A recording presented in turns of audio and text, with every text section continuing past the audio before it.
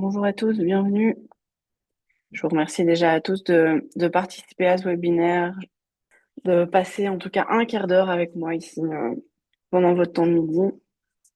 Je m'appelle Alexandra Ascaillet, je suis juriste de Legal PME.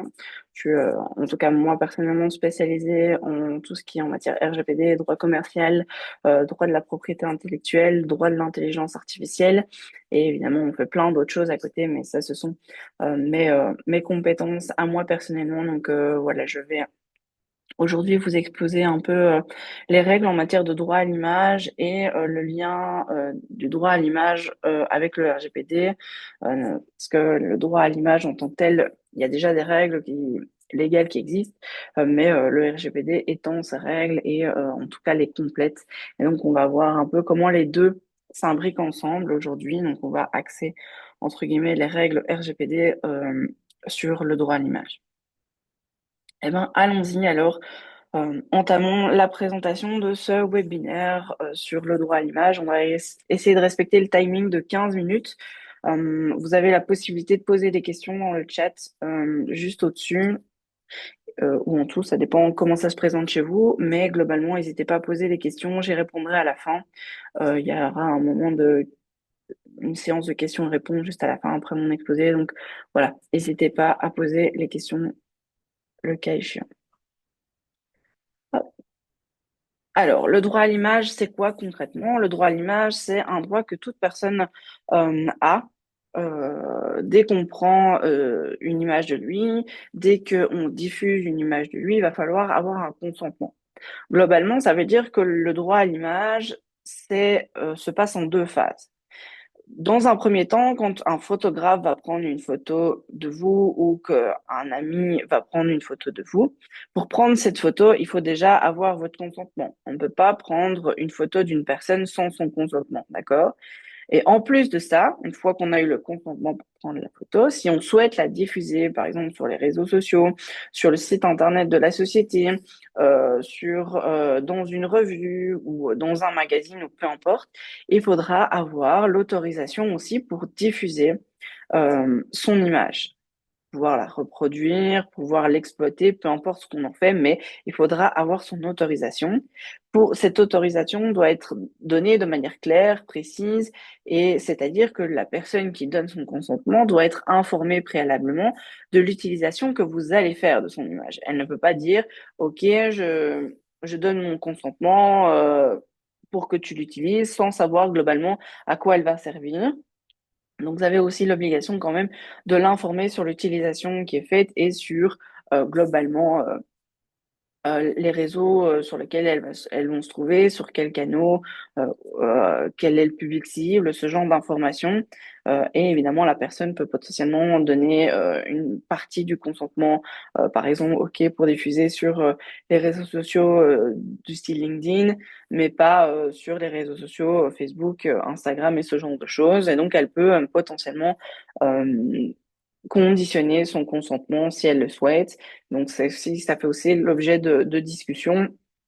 Ça a d'autant plus d'importance quand on est, par exemple, photographe. Là, évidemment, l'intérêt est, il y a un vrai contrat qui est passé entre la personne qu'on va prendre en photo et le photographe. Et donc, ça, c'est vraiment un secteur où il faut être d'autant plus vigilant à ce niveau-là.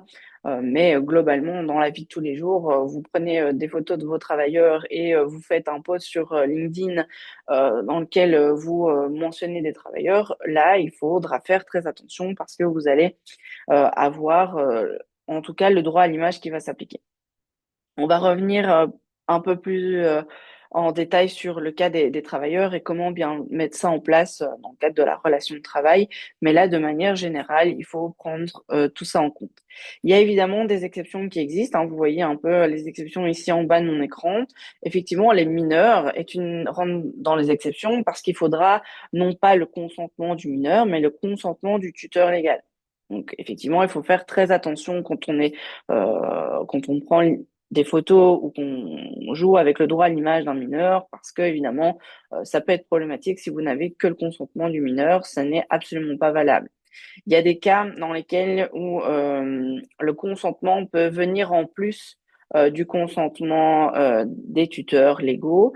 Euh, Parce que le mineur est considéré comme ayant l'âge du discernement qui est approximativement à 12 ans. Et donc, si on lui considère qu'il a le discernement, alors dans ces cas-là, on peut euh, avoir son consentement à lui en plus. D'accord? Les personnes publiques, donc les personnes, les ministres, un chanteur célèbre, peu importe, ces personnes-là ont par définition donné leur consentement à ce qu'on les prenne en photo. Donc là, il n'y aura pas de consentement à obtenir, mais pour eux, par contre, c'est uniquement dans le cadre de la vie professionnelle que vous pouvez les prendre en photo. Si ça devient des photos dans le cadre de leur vie privée, alors là, le consentement reste applicable. D'accord? Les photos dites pour l'information, donc là vous prenez des photos et vous les donnez à un guise d'information, par exemple des photos qui sont diffusées dans le cadre d'un avis de recherche. Ben voilà, c'est tout à fait légal, il n'y a aucun souci à utiliser une image quand c'est à titre d'information. Les éléments secondaires, c'est-à-dire que si par exemple vous prenez une photo d'un monument et que sur cette photo, malencontreusement, vous avez quelqu'un qui passe, vous n'avez pas demandé à cette personne de prendre une photo d'elle, voilà, c'est malencontreux, et vous n'avez pas demandé non plus à cette personne pour pouvoir diffuser son image sur les réseaux, vous pouvez le faire, il y a une exception qui s'applique dans ces cas-là, parce que votre objectif était de prendre en photo le monument et non pas la personne en tant que telle. Les images de foule, c'est pareil aussi. Donc, si vous allez dans un festival et qu'on prend des photos de vous euh, dans un festival et qu'on prend des photos de la foule en entier ou d'un groupe de personnes de manière assez conséquente, dans ces cas-là, le droit à l'image, il n'y a pas besoin de consentement non plus de chacune des personnes présentes sur la photo. Ça deviendrait un peu trop compliqué. Donc voilà, ça sont un peu les exceptions qui existent en matière de droit à l'image.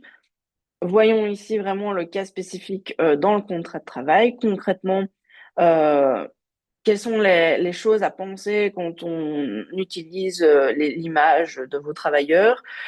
Globalement, les règles sont équivalentes, hein. On va respecter l'ensemble des règles en matière du RGPD et ainsi l'ensemble des règles en matière du droit à l'image. On va voir juste après les règles en matière de RGPD, mais les règles en matière de droit à l'image, c'est le consentement et l'obligation d'information. Donc, c'est-à-dire que concrètement, ici, vous avez non seulement l'obligation d'avoir son consentement s'il n'y a pas moyen de justifier d'une autre manière. Donc, c'est le point 4 que vous voyez ici. Il y a trois autres manières potentiellement de pouvoir utiliser son image et de manière légale sans avoir besoin du consentement du travailleur. C'est d'avoir soit un intérêt légitime, et alors il faut bien le justifier globalement que dans cet intérêt-là, qui est totalement légitime et justifié, vous avez besoin de son image. Et donc, dans ces cas-là, on ne demande pas le consentement du travailleur, mais on a quand même l'obligation de l'informer qu'on va utiliser son image pour tel cas et justifier. D'accord? Il y a aussi le respect d'une obligation légale. Vous avez l'obligation légale potentiellement d'avoir besoin de l'image de vos travailleurs. Euh, Comme ça, il n'y a pas vraiment d'exemple qui me vient, mais globalement, ça peut exister dans certains secteurs, notamment par exemple à l'armée ou ce genre de choses. Ça peut arriver qu'il y ait des obligations légales d'avoir les photos des travailleurs. Et donc, dans ces cas-là, eh ben, effectivement, là, on a effectivement tout intérêt à l'avoir. Et donc, il n'y a pas besoin du consentement du travailleur dans ces cas-là. Et aussi dans le cadre de l'exécution d'un contrat de travail, si vous engagez quelqu'un, un salarié, euh, et que c'est vraiment l'image de marque liée et vous l'engagez vraiment en tant que image de marque de votre société. J'en ai vraiment aucune idée, mais par exemple, ça pourrait être le cas dans des, des sociétés de com ou ce genre de choses où ils ont vraiment potentiellement des contrats avec des personnes qui pourraient être images de marque de la société, hein. J'imagine euh, c'est plus souvent des contrats de prestation de services plutôt que des contrats de travail, mais on pourrait l'imaginer. Et alors, dans ces cas-là, effectivement, le consentement n'est pas nécessaire. Vous pourriez potentiellement prévoir dans un contrat de travail un consentement de la part du travailleur qui, voilà, que pour les publications sur les réseaux sociaux, voilà, on peut envisager un consentement de la part du travailleur pour les publications des photos d'équipe sur les réseaux LinkedIn. Mais dans ces cas-là, alors, le consentement est limité à ça et vous ne pouvez pas utiliser la photo de vos travailleurs en dehors de ça. D'accord? Évidemment, ne mettez pas dans votre contrat de travail non plus une clause qui prévoit qu'on peut utiliser les photos des travailleurs n'importe quand. Très honnêtement, les juges vont simplement annuler, rendre cette clause nulle et vous auriez perdu potentiellement votre temps et vous allez avoir votre travailleur qui clairement va pouvoir bénéficier du droit de suppression. Et donc, faites ça vraiment très propre et vraiment de manière très sensée, c'est-à-dire que n'allez pas trop loin non plus dans les demandes que vous faites. Soyez général et l'utilisation que vous en faites de manière globale. Euh, si jamais il y a besoin potentiellement d'avoir vraiment une autre utilisation, alors faites un formulaire de consentement de votre travailleur et ce sera tout de suite beaucoup plus simple que commencer à lister tous les cas d'hypothèses dans votre contrat de travail pour envisager toutes les hypothèses et si vous rendrez alors cette clause de droit à l'image tellement large qu'il y a certainement des risques à ce que un juge annule la clause. D'accord? Voilà dans le cadre du contrat de travail. Euh, Ensuite, au niveau du RGPD, je rappelle quand même qu'il y a 5 grands principes à appliquer en matière de RGPD. Le principe de licéité et loyauté et transparence. Globalement, ce principe, ça veut simplement dire que quand vous traitez une donnée personnelle, notamment dans l'occurrence ici une image, ben, vous avez l'obligation d'avoir une base de fondement. Globalement, les bases de fondement, on va le voir juste après en détail, c'est quoi. On va détailler ce point de licéité, loyauté, transparence dans la prochaine slide. Mais globalement, il y a des bases de fondement du style avoir un contrat, avoir une base légale, avoir un intérêt légitime. Ce type de base de fondement, dès que vous rentrez dans une de ces bases de fondement, par exemple, vous avez un contrat avec la personne et dans le cadre du contrat, vous avez besoin de l'image du travailleur. C'est une nécessité pour réaliser le contrat. Alors, dans ces cas-là, il n'y a pas besoin de consentement et il n'y a pas besoin d'aller chercher plus loin. Vous respectez le RGPD et vous respectez le droit à l'image. D'accord? Ensuite, il y a l'obligation de transmettre des informations aux personnes concernées de manière générale en matière de RGPD. Vous avez l'obligation de transmettre certaines informations que je vais vous donner juste après. Ensuite, il y a le principe de limitation des finalités, c'est-à-dire que globalement, quand vous décidez de faire, de traiter une donnée, ben voilà, vous avez l'obligation de dire spécifiquement pourquoi est-ce que vous avez besoin de traiter telle donnée pour faire telle chose. D'accord? Il faut vraiment se poser la question en amont avant de faire le traitement. Ensuite, on a la maximisation et l'exactitude des données, qui est globalement, vous devez avoir les données qui sont strictement nécessaires pour faire les choses dont vous avez besoin. Vous n'allez pas nécessairement avoir besoin du numéro de registre national quand vous allez avoir, par exemple, quelqu'un, pas dans le cadre d'un contrat de travail parce que vous avez besoin, c'est une obligation légale, mais dans le cadre, par exemple, d'un prestataire de service ou d'un client, vous n'avez pas besoin nécessairement. Moi, en tant que jury, j'ai pas besoin du numéro national de mes clients pour réaliser les prestations. Donc, si j'ai accès à cette information, bah voilà, c'est problématique. Et veillez toujours à avoir des données exactes. L'intégrité et confidentialité, c'est mettre des mesures de sécurité adaptées. Plus vous traitez des données sensibles, plus le niveau de sécurité devra être élevé en tout cas. Durée de conservation, vous devez conserver les données pendant un certain temps, notamment le temps nécessaire à aller réaliser la finalité. Globalement, on dit qu'on doit conserver les données entre 3 et 10 ans en fonction du type de données que c'est pour aligner ça au délai de prescription en cas d'action en justice. D'accord? Voilà, en pratique, globalement, le principe de licéité, loyauté, transparence, ben voilà, on a toute une série de bases de fondement qui doit être bien avoir en tête, le contrat. Il y a les bases légales, si vous avez une base légale, l'intérêt légitime, si vous avez en tout cas un intérêt public. Globalement, si vous êtes une entreprise publique et que c'est dans l'intérêt de tout le monde de le faire, ben voilà, ben ça peut justifier. Si globalement il y a un intérêt vital, c'est-à-dire qu'une personne, voilà, tombe par terre devant vous, vous pouvez lui demander des données personnelles. Dans le cadre du droit à l'image, ça a moins de sens de prendre une photo de quelqu'un quand il est vraiment par terre au bord de la mort. En tout cas, il y a beaucoup de gens qui le font, mais c'est pas du tout. En tout cas, on peut pas le justifier comme ça en tant que tel, en disant, mais voilà, clairement, c'est dans ton intérêt que je le fais. Non, absolument pas. En tout cas, le RGPD n'ira jamais dans ce sens-là. Donc ici, utiliser l'intérêt vital ou l'intérêt public pour prendre une photo est un peu plus problématique. On va plutôt partir sur la base du consentement, sur la base alors plutôt d'un contrat ou d'une obligation légale, comme j'ai expliqué tout à l'heure dans le cadre du contrat de travail, plutôt que dans d'autres styles de base de fondement. Ensuite, il y a les autres obligations du RGPD. Globalement, il y a une obligation des finalités, comme je vous l'ai dit juste avant.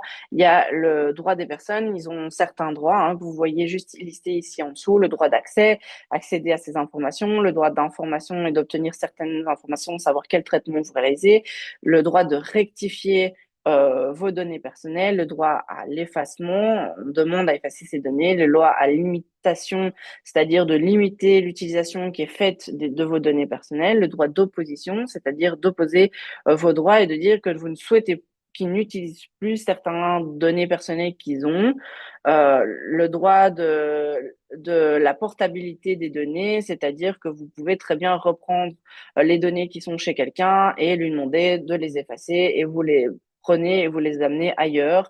Globalement, voilà, et le droit d'insoumission, globalement, c'est un droit, euh, bon, ça dit bien ce que ça veut dire, donc voilà, il n'y a pas de débat à avoir là-dessus, mais vous avez compris que les différents termes que employés globalement expliquent bien ce que ça veut dire. Et donc ici, vous avez des droits et vous devez respecter alors les droits qui sont invoqués par les personnes concernées, notamment en matière de droit à l'image. Si quelqu'un vous demande à effacer une image, ben, vous avez l'obligation de le faire. Il y a moyen de justifier parfois un intérêt légitime à conserver l'image. Voilà, à ce niveau-là, mais en général, on essaye toujours d'effacer quand c'est sur base d'un consentement. S'il y a une autre base légale et qu'il y a un intérêt légal derrière, alors effectivement, on les conserve et on explique le justificatif. Mais en général, quand c'est sur base uniquement du consentement, on supprime toujours. Le délai, si jamais il y a un droit qui est invoqué, le délai et la procédure, c'est globalement, vous devez répondre dans un délai de 7 jours, dire accusé de réception, et puis après, vous avez un délai de 1 mois pour répondre et potentiellement 3 mois si c'est une question très très complexe. En matière de RGPD, c'est comme ça que ça fonctionne. Et donc, par extension, les mêmes règles s'appliquent au droit à l'image quand on invoque un de ces droits. D'accord? Le transfert des données hors Union, vous devez mentionner clairement que les données sont transférées. Vous devez donner l'identité du responsable de traitement. Donc, c'est la personne qui gère en interne tout ce qui est en matière de RGPD. Voilà, qui va avoir accès aux données personnelles. Vous devez aussi communiquer ces informations-là. La durée de conservation et les coordonnées de l'autorité de protection des données aussi doit être mentionné. En fait, toutes ces informations-là sont reprises dans une politique de vie privée que vous voyez souvent sur les sites Internet. D'accord? Donc, en fait, globalement, l'image ou les photos que vous avez de vos travailleurs, c'est une donnée de personnel. Et donc, toutes ces règles s'applique même pour une image que vous avez. Mais vous, en fait, ça va ne pas se voir parce que vous allez le traiter comme une donnée personnelle comme toutes les autres. Et donc, globalement, il n'y a pas d'obligation supplémentaire. Le seul élément à bien avoir en tête ici en matière de droit à l'image, c'est vraiment le consentement qui est vraiment très important parce qu'on a très peu d'autres bases de fondement. On a souvent parfois un contrat ou plus rarement une obligation légale. Ça va? Un petit focus quand même sur les réseaux sociaux et Internet. Ici, effectivement, il y a les mêmes règles s'appliquent. Le droit à l'image est un droit exclusif. Il n'y a pas possibilité de dire parce qu'on est sur les réseaux sociaux que je connais la personne, ça ne s'applique pas. Non, vous avez toujours le droit de vérifier ce qui est fait de vos images sur les réseaux sociaux. Il faut toujours avoir votre consentement pour publier sur les réseaux sociaux. Et si jamais on ne respecte pas ça, vous avez toujours la possibilité de demander à supprimer l'image, d'accord? Et ce n'est pas parce que vous publiez vous-même une image sur les réseaux sociaux que celle-ci peut être réutilisée par les autres utilisateurs sans votre consentement. Donc, si vous publiez une image de vous et quelqu'un la reposte, vous pouvez demander à ce que ces personnes suppriment le repost qu'il a fait de votre image. D'accord? Donc, voilà. Et petite information aussi que je n'ai pas mentionnée au début, mais qui peut être intéressante, c'est la durée légale de ce droit. Globalement, vous avez le droit de, en tout cas, le droit à l'image s'applique pendant toute la durée de la vie et 20 ans aussi après votre décès. Comme ça, vous savez que globalement, la durée est quand même excessivement longue. Voilà. Est-ce que vous avez des questions? J'espère ne pas vous avoir perdu entre-temps. Ah. Alors, je vois qu'il y a une question.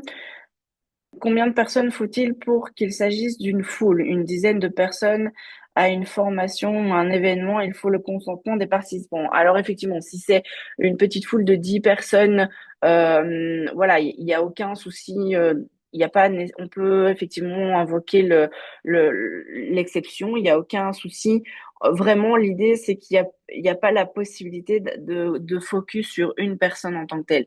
Quand on a deux, trois personnes, ça devient compliqué, mais si c'est une dizaine de personnes, il y a aucun souci de prendre le principe de foule. Il faut pas vraiment que la photo soit ciblée sur ces 10 personnes non plus. Il faut peut-être un point plus large à ce niveau-là. Ça va? Donc, si vous faites par exemple une photo plus générale de l'assemblée et qu'effectivement il y a 10 personnes dans l'assemblée, c'est pas problématique. Mais globalement, si vous prenez uniquement ces 10 personnes en gros plan, là, ça devient plus problématique, quoi. Ça va? En tant que formatrice, je demande à mes clients par écrit l'autorisation de la photographie et d'utiliser leur image dans la communication. Quid quand les personnes changent d'entreprise. Mais ça ne change rien globalement ici si en fait le consentement des personnes ayant été donné, il y a aucun souci à ce niveau-là. Voilà, il y a vraiment aucun problème même s'ils changent d'entreprise, ça n'aura pas d'impact en tant que tel. Ça va? Euh, c'est vraiment quand vous prenez les photos et que tant que vous informez bien les personnes euh, du droit à l'image qu'il en est fait, ben voilà, ça pose pas de problème même s'ils changent par la suite d'entreprise. On va passer donc à la suite. Globalement, n'hésitez pas à aller voir. On a un livret sur le sujet, donc n'hésitez pas à aller voir sur le site pour le commander. Si vraiment le sujet vous intéresse, on aborde plus en profondeur cet élément-là. Si vous avez d'autres informations, vous ne souhaitez pas poser des questions ici sur le chat, bon voilà, vous pouvez nous contacter à l'adresse info@legalpme.be et globalement, on a, là, c'est la liste des prochains mini-webinaires. Le prochain est au mois de février et est sur l'évaluation des travailleurs. C'est Anne Moin qui vous donnera ce webinaire. Il durera aussi 15 minutes. Donc voilà. Les autres sujets viendront dans le reste de l'année, mais vous les voyez ici. Petite information aussi utile, on a lancé aussi depuis un petit moment maintenant des formations un peu plus longues qui vous forment vraiment sur un sujet spécifique. Et là, ce sont des formations payantes de 1 heure et demie, 2 heures, voire 3 heures, ou voire plus en fonction du sujet.